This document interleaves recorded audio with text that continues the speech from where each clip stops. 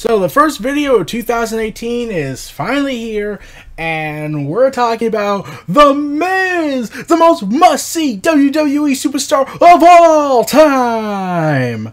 And starting off the bat, Miz, after his big career resurgence in 2016, especially following that epic pipe bomb, he cut on Daniel Bryan. I like to call it Miz Bomb.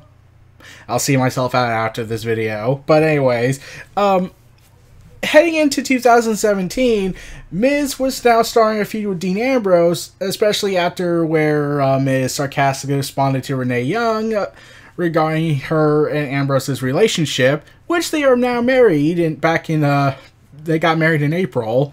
So yeah, on January 3rd, the first SmackDown of the year, Maurice actually came to Miz's defense and slapped Renee in retaliation for slapping her husband. And it was sadly on this same night that Miz lost the Intercontinental Championship to Ambrose, despite interference from the Maurice and the title belt itself. Oh god. And here's the thing. Vince apparently was the one who ordered Ambrose to get the title and have Miz drop it, leading to everyone wondering why exactly. We never got a reason.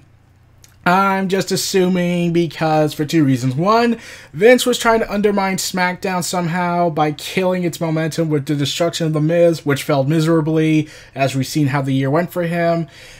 And also because we could get another awesome promo where Miz absolutely explodes on Talking Smack. Yep.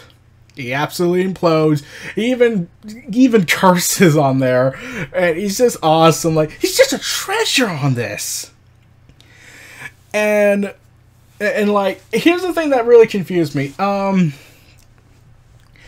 Daniel Bryan told Miz that because Marie slapped Renee, she's gonna get fined for that. And then that's like, but wait, but didn't Renee slap The Miz? So yeah, shouldn't that also? And Maurice had well justifications in context when looking at how the storyline's going. So since Renee had justification to retaliate like the way she did on The Miz because he insulted her and Ambrose's real life relationship, and Maurice has logic to contend against to slap Renee Young because she's defending the honor of her husband, that just leads to confusion for many people because everyone's wondering, well, then didn't you punish Renee? Like, yeah, she apologized, but even if Maurice apologized, you probably would have still fined her because, well, she's related to The Miz and you're trying to find every way to hurt The Miz psychologically. And, of course, Miz implodes in pure anger and whatnot. And I don't think they ever went forward with the whole fine storyline they were going to do. In fact, a lot of speculation was going on around this time that they were going to do Miz and Maurice versus Ambrose and Renee Young at WrestleMania. I don't think that was ever going to happen, mostly because Renee doesn't wrestle. At least Maurice has experience, albeit she hasn't wrestled in the ring for a while.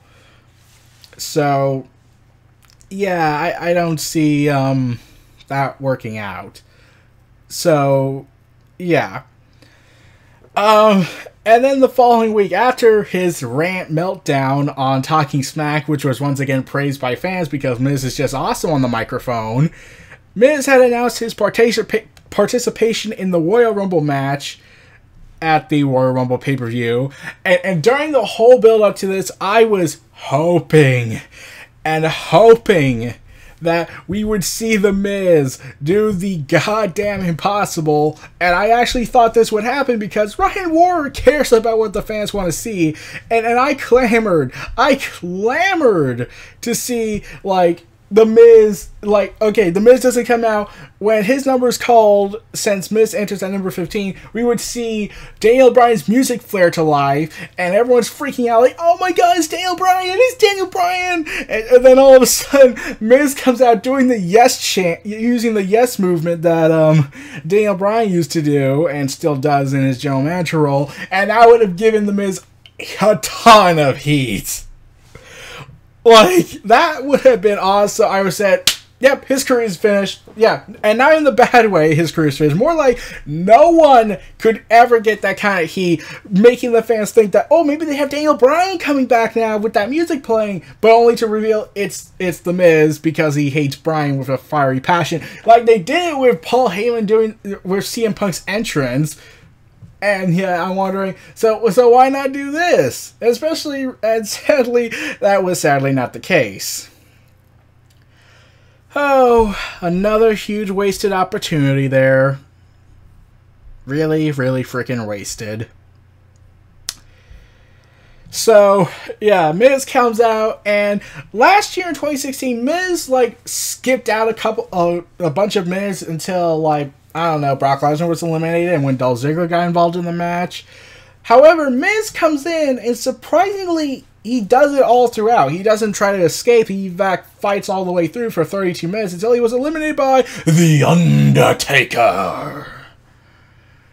And then, following this pay-per-view, and John Cena's ego once again running the place with the 2-week championship reign that was completely pointless, Miz was revealed to be one of the participants in the Elimination Chamber match for the WWE Championship, which took place on February 12th, where Miz lost after being eliminated by John Cena, who eliminated Dean Ambrose. Yeah. And sure enough, also, during the show, Nikki Bella and Natalya were having this feud where they collided into, during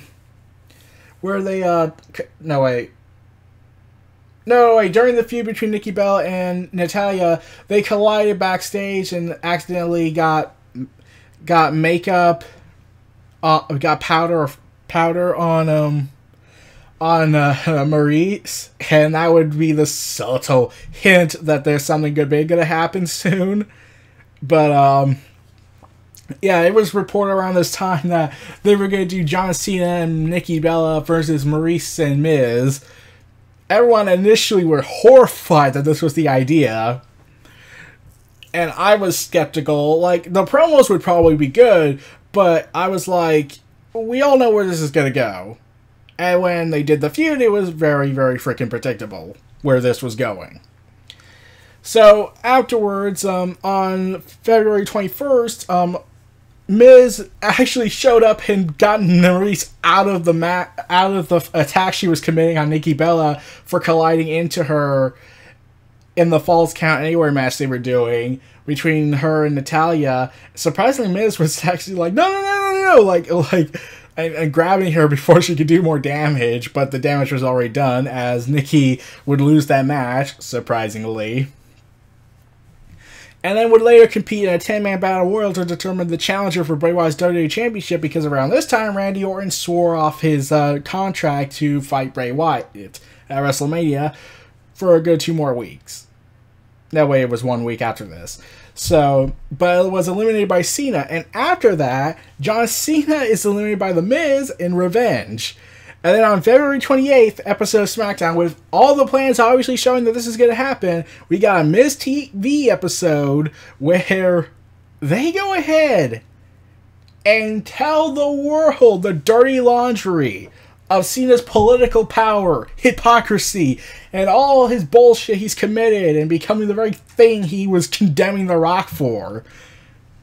And you want to know what really and here's the thing, I really love that segment. I didn't talk about it like I wanted to, but I did love the angle. I had to thought about talking about it, but I just didn't have the time at the moment because of work and whatnot. So I had produced a bunch of video game footage and just skipped that over. But here's the thing, John Cena then tries to counter everything Miz said and eventually sadly win over the audience regarding Cena's political power, how if he was really this backstage politician, he would be fighting The Undertaker and not The Miz. Oh, wow, you just basically said your feud with The Miz is pointless to you. And, okay, that would technically be true, however, here's the thing. Cena almost did get that match. They were initially going to do Undertaker versus John Cena at WrestleMania, But they originally wanted Undertaker, after he had come back at Survivor Series, to fight AJ Styles at either TLC or at Royal Rumble, but they couldn't do that. And then they had to change plans when they wanted to go ahead and put Roman Reigns over, because, you know, we gotta keep making Roman Reigns look strong, so let him be the guy to retire The Undertaker. Here's the thing about that. I'm glad it wasn't Cena who did the deed, because, for God's sakes, how many moments does Cena need in his career? Which would be explained months later. So, yeah, and here's the thing. Cena's political influence, let's be honest, while it is very far-reaching, The Miz could have mentioned that let's see, I believe this was after Fastlane, I could be wrong, I'm trying to remember, but they could have went ahead and said, Miz could have solidified this face turn if he had downright said, oh, you want to know why you're not fighting The Undertaker like you hoped you would? Because Vince McMahon has someone else to play with other than you now. I.e. Roman Reigns, but he doesn't name drop Roman Reigns as much as fans wished he did, as much as fans wish he would do.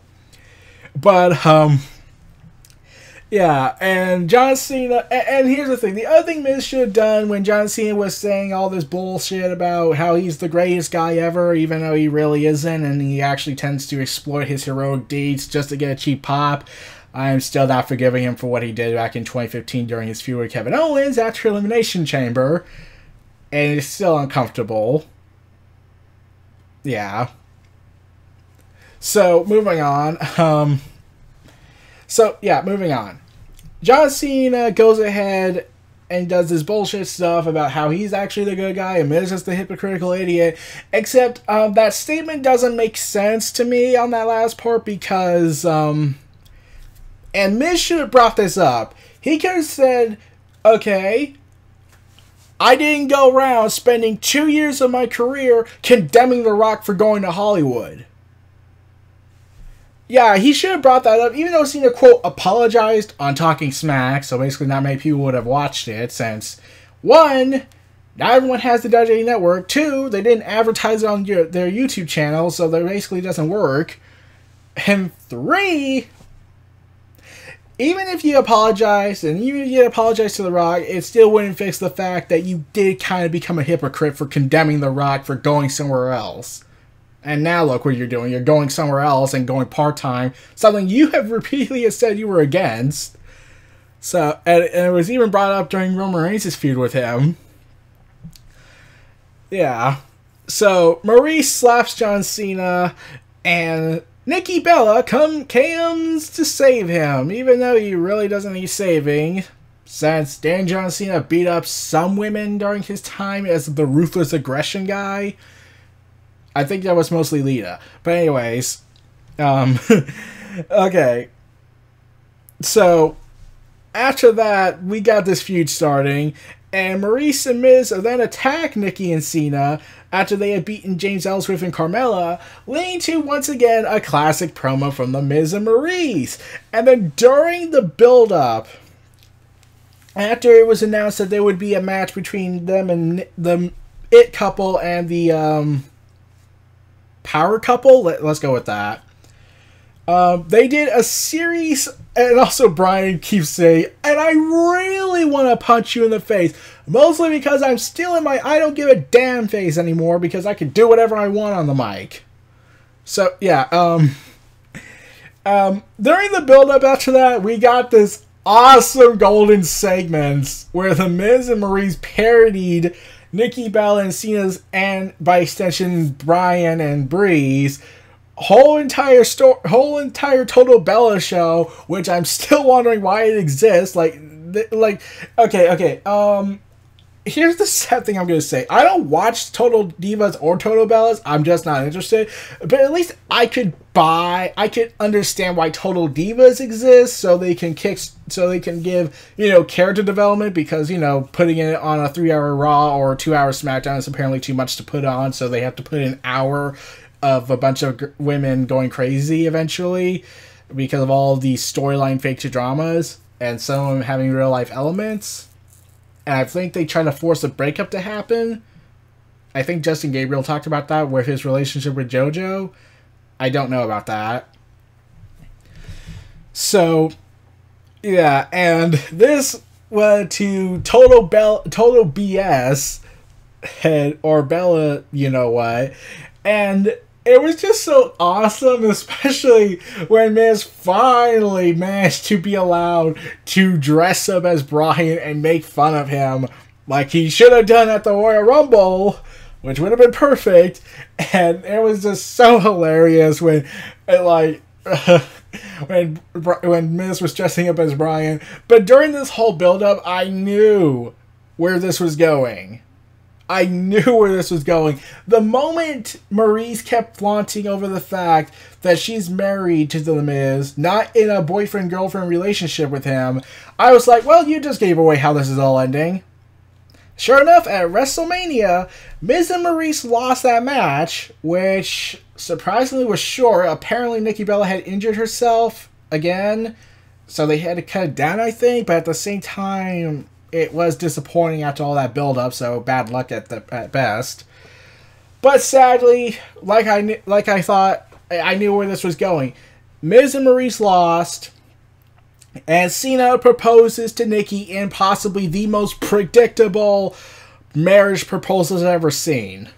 Like, okay, this is clearly where it's going with. Like, okay, I'm all right with them having a relationship and getting married, but everyone saw this coming a mile away.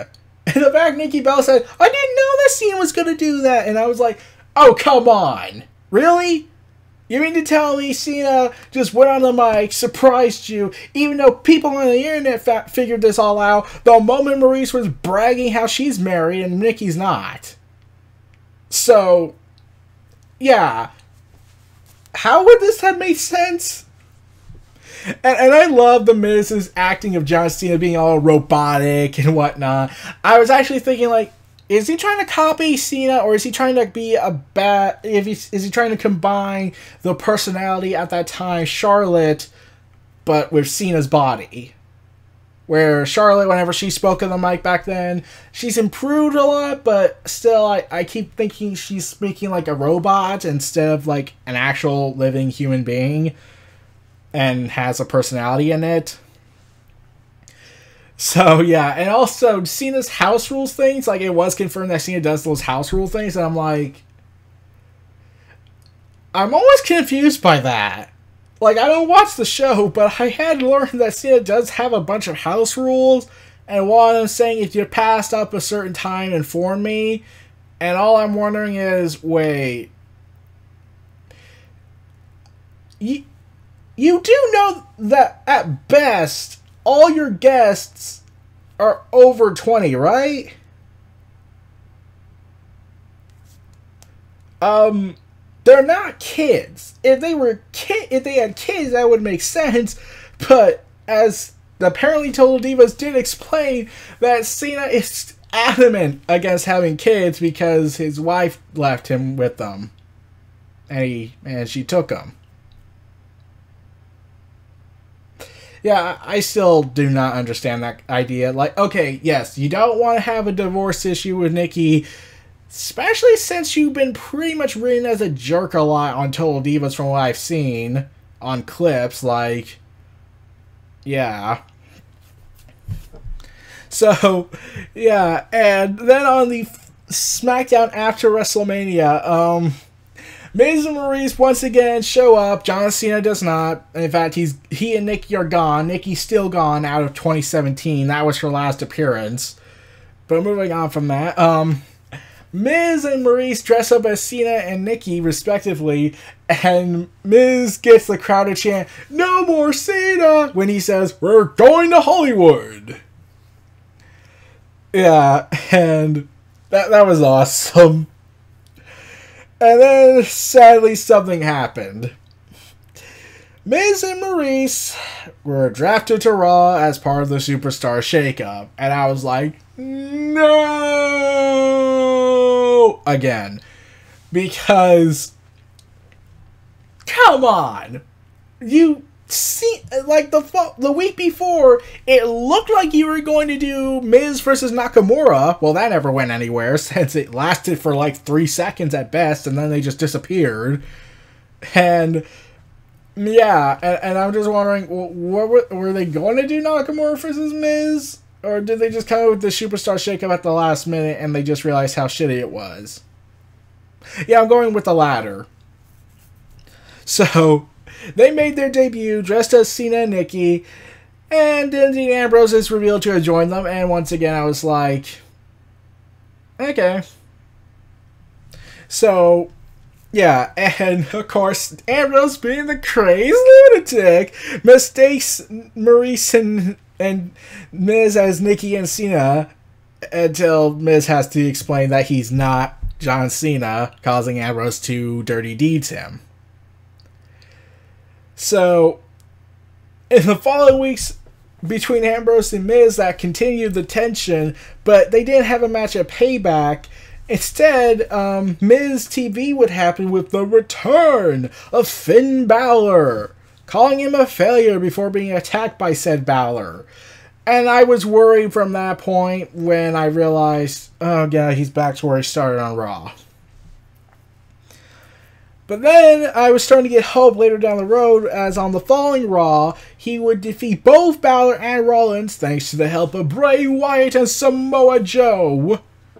Miz finally gets a chance to be IC champion again, leading to a match on May 8th where Ambrose and Miz became co-general managers due to the absence of Kurt Angle and Stephanie. And like, okay, I could get Stephanie putting Miz in charge, but Kurt, like, even if he's not a villain, he's still a good guy. Why would you hire the lunatic? I still wonder that. To be in a position of authority. Like, don't you even remember what happened to the last company that had inmates run the asylum? Hashtag WCW. That ended in horrible disaster. Mostly because they had not one inmate running the asylum. They had, let's see, if I'm correct, they had Hogan, Nash, Hall, like almost every single top star guy who had some form of control over their characters and storylines. So, like, at best, 15 people at best. All running the company, trying to scrounge up all power they can before this whole ship goes sinking, which it already was at that point. So, yeah, and it was fun with Ambrose and Miz being co-general managers. I'm like, at least I could buy Austin and Bischoff. They just didn't like each other. But Austin was, you know, not a character who's supposed to be portrayed as a lunatic. He's just a spear-swelling, beer-drinking, foul-mouth SOB. Classic. And then finally we get that match between Miz and Ambrose, which sadly was going great, and then it ended with disqualification after Ambrose attacked him with a low blow, which led to a match at Extreme Rules, where Ambrose would defend the championship against The Miz, in which Ambrose could lose the title if he were to be disqualified. I must stress this is at Extreme Rules and not at another pay-per-view. Why is that? Oh, I don't know. We forgot, at best. Like, this is the same pay-per-view that had a kendo stick on a pole match, but at least that was a hardcore-based match.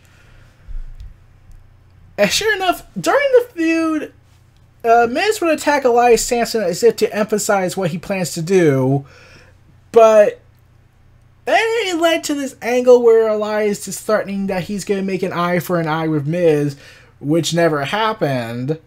And Miz defeated Ambrose to win the IC Championship, even though he already was going to, but he just wanted to stroke the ego to get a pinfall. But he was practically guaranteed the win since the referee was about to make the call as he walked very, very slowly, complaining to Ambrose about how he struck him, even though he could just walk over there now and Ambrose would try and stop him. So, following that confused ending I still have with it, during an in-ring celebration, with Miz now being a 7-time champion as the IC champion, Maurice and Miz, yeah, that did not end well. they had a celebration, and Miz ruined it because he's gone paranoid.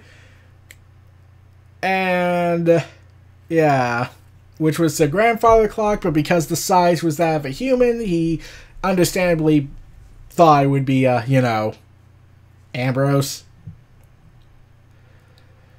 So on June 19th, Maurice was the special guest on Miz TV, where Miz apologized for the previous events, but came to use her as a shield to protect himself from Ambrose, causing Maurice to pour champagne on herself and then destroying the grandfather clock that he had restored, which led to Maurice abandoning him again. Oh, if you're wondering if Maurice and Miz are going to split, yeah, don't worry, that never amounts to anything. They just stop after like 3 weeks. So Midge hires Curtis Axel and Bo Dallas, offering to make them the stars they deserve to be, and they become his entourage, and it kind of led to some awesome moments with Curtis Axel mostly. But when I look at Bo Dallas, I say, let's see, he was doing so well with the Believe gimmick, and then Vince hated him getting over with fans, leading to this downward spiral. I still hate that. So, yeah, anyways, the duo appeared in bear costumes. Oh, great. During an in-ring segment between Miz and Maurice, where they came to reveal themselves an ally with Miz by attacking Ambrose. And then with the Miztourage officially formed, they defeated Ambrose, Heath Slater, and Rhino in a winning effort. Maybe they should have gotten a better maybe Ambrose should have gotten a better team that wasn't people who were in the background now.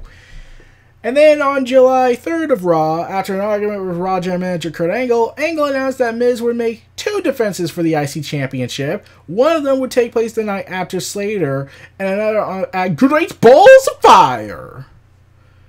And Miz managed to retain twice. The first time was clean with Slater, and also because he got help from the Miztourage against Ambrose. So, yeah, that succeeded so greatly. I'm skipping Great Balls of Fire mostly because I was gone for that month, so yeah. And then during the build-up, when the whole Jason Jordan being the son of Kurt Angle storyline was happening, Miz was trying to instigate a feud with him, which I thought was not going to work because Jason Jordan doesn't have the mic skills to do that. Like, I get he gets an opportunity to learn, but at the same time, no. That wouldn't work. This match that clearly was hinting at an IC Championship match ended up being a 6-man tag team match with the Hardy Boys because their original scheduled match was canceled because the Revival got injured again. Moving on from that, sadly.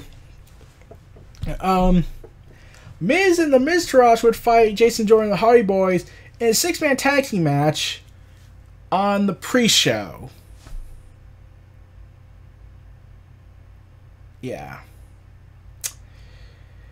And this is when a report came out that all 6 of them, if you also count Maurice, were all pissed off that they were on the kickoff. Mostly because they were wrestling a match with virtually no one involved. No one was watching. It was so early into the show that no one was in the arena. Like, probably at best 50 people. The size of a bar wrestling match. At best. So it was said that Miz and everyone involved in that match were pissed off that they were relegated to that. And especially since it's the Intercontinental Championship, and that was like treated as an afterthought. Leading to, honestly, Miz has one of the most passionate mic skills. And here's the thing, after SummerSlam, something, at least to Vince's mentality's mind, took a very dark turn. He started to turn face. Yeah. Yeah, the Miz was practically turning face for the fans, because after SummerSlam, he had cut a huge scathing promo on Reigns and Cena when they were on Raw in the same ring. Miz legitimately had every gripe to say this. Like, why on earth that all these guys, including me, are not given as much as these moments as they get like every single week, which is an understandable argument, and once again highlights that Cena does have a form of political power since he's virtually given every single moment, and Vince has an obsession for Reigns, therefore he gets every single moment. And once again, everyone's wondering, yeah, why is this guy a villain again? Especially since Cena's just being so smug and arrogant about everything, and he's supposed to be the hero that kids would look up to, even though he really isn't. And he's so much so, even after when fans tell him to get out of here, like, yeah, we're with the Miz on this, leave. And Cena arrogantly says, I am the man of the people, I'll see myself out. And he does that again at No Mercy against Roman Reigns, like, what? So Miz and Samoa Joe would team up against said two guys, basically the John Cena clones, much Vince's enjoyment, and yeah, that would eventually kickstart a feud between those two guys, and Miz is left doing nothing. So afterwards, Miz is forced into a Intercontinental Championship match with Jeff Hardy after he had won a #1 contendership battle royale after getting rid of Jason Jordan, with the help of Elias. Miz was successful in his defense the following week. And on the September 22nd episode of Raw, Jason Jordan became #1 contender after winning a 6-pack challenge. However, before that, there wasn't really nothing Miz was doing. Like, other than his occasional feud with Jason Jordan, which seemingly was treated as on the side. Here's the thing. Remember how I said he's turning face for the fans? Well, here's the thing. Throughout, between that aftermath of SummerSlam all the way up to No Mercy, he was kind of being switched. One minute he's a face, then he's a heel. And then a face again. Oh, and before SummerSlam, he cut this huge promo on Brock Lesnar, dismissing about how he doesn't care as much as Paul Heyman says Lesnar cares about the wrestling business. And Miz even says, "Good riddance to bad rubbish," and the fans loved that. And everyone was wondering, no, since everyone assumed Lesnar was leaving because there's a UFC fight about to happen for him probably. Everyone was wondering, why didn't we get Miz versus Lesnar? At least the Heyman and Miz promos would have been golden. At least we got this one moment. Sadly, it did not lead to a match. And yeah, after that, everyone's wondering, is he a face? Is he a heel? Fans are calling him to be a face. The corporation says, no, he's a villain because he calls Jason Jordan a bastard child. And yet, that doesn't work. I'm like, granted, that's a horrible thing to say, but that doesn't work because fans don't like Jason Jordan. And then, before that, he had cut a promo when he was revealing that he and Maurice are expecting a child. Something that Cena condemned Miz for not having with, and now they're having a child, and that means Cena's BS statement doesn't exist anymore. So if they do another Miz-Cena feud, Miz can now brag that, at least I have a child waiting for me back home. Oh, where's your children? Oh, wait, your wife left you beforehand because she realized you're actually a two-timer. Which would honestly be a big, like, oh moment. But, yeah. Miz then cuts a promo when talking with Maurice, explaining this announcement, which is awesome. Enzo Amore comes out and rips everyone a new one for some reason. And then Miz is defending the honor of his wife and soon-to-be unborn child in several months. And all I'm wondering is, who's really the villain here? Like, even Miz was like, you see, I get you. I used to be like you. I used to be hated backstage, but I eventually won them over. And I'm like, okay, he is the heel, right? We're supposed to root for Enzo. And it gets even more confusing as when Enzo and Miz had a match and they were trading barbs against each other on the microphone, Enzo Amore did this promo, which really makes no sense in terms of the context.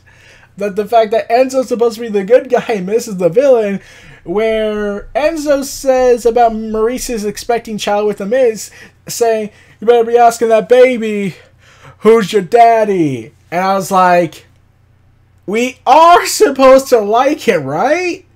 I mean, like, he basically is making slanderous statements that his wife cheated on him with another guy. And Miz, understandably, is pissed off and orders the Mistras to attack. Like, he doesn't care if he loses this match. He says, fuck that, I'm going to beat the living hell out of this guy. And once again, why isn't the Miz a good guy? A face? Like, last time he was a good guy, quote, on that, he wasn't really the Miz we knew him as.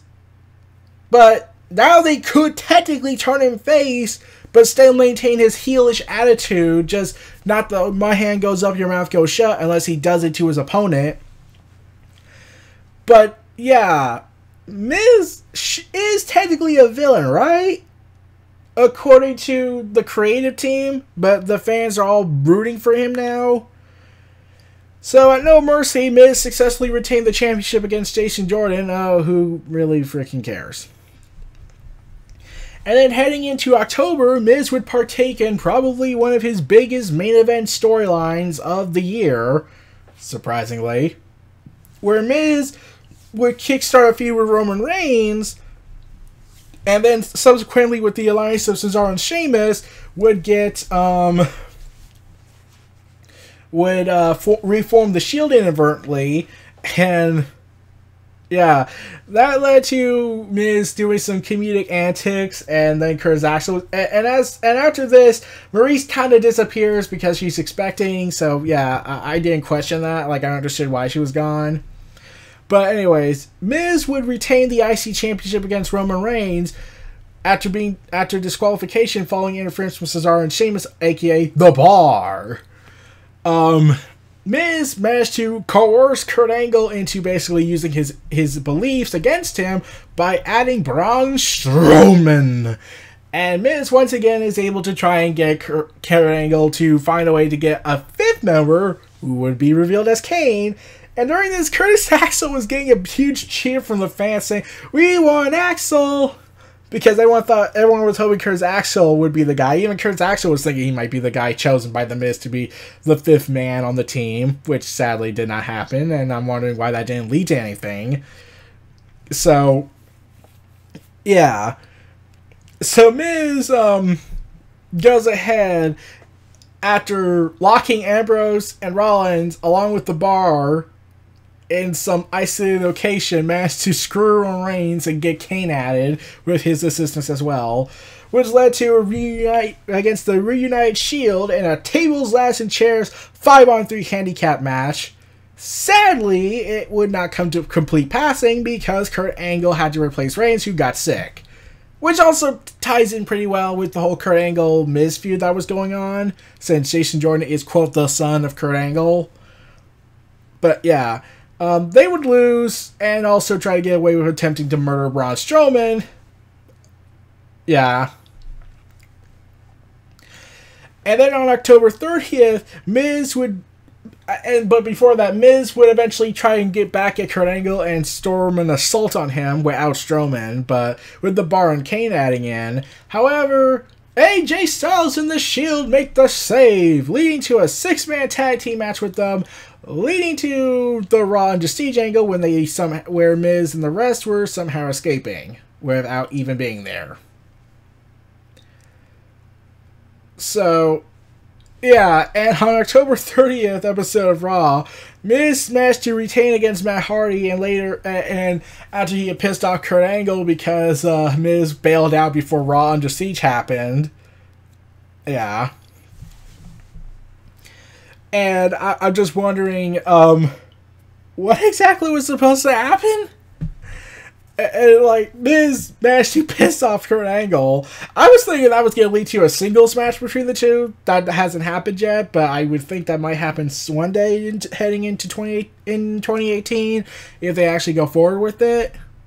I would think after WrestleMania. But, Strowman, after his title defense of Matt Hardy and trying to escape the show, and then Kurt Angle forced him to stay, and that didn't work out so well. Strowman returns, rising from nothing and killing Kurt Axel mostly. And he never went out to the bar.